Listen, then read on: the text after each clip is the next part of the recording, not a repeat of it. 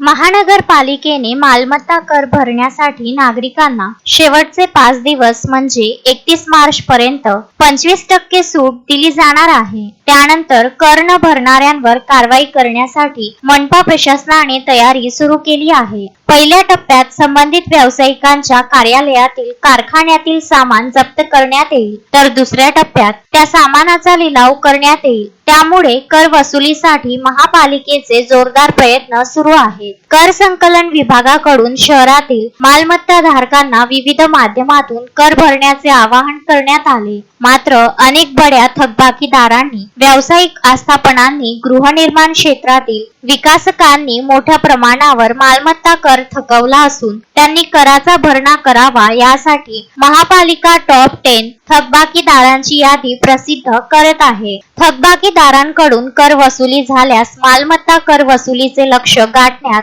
महापालिकेला मोठा हातभार लागेल, परंतु तसे होताना दिसत नाही. नागरिकांना शास्तीत 25% सूट दिली जाणार असून कर भरण्याची अंतिम मुदत 31 मार्च आहे. अशा थकबाकीदारांना बिलासोबतच जप्तीपूर्व नोटीस सुद्धा बजावण्यात आल्या आहेत. मालमत्ता धारकांनी जागरूकपणे कर भरून शास्तीच्या 25% सवलतींचा लाभ घ्यावा, असे आवाहन महानगरपालिका आयुक्त सचिन कलंत्रे यांनी केले आहे. Vidarbha news bureau, Amravati.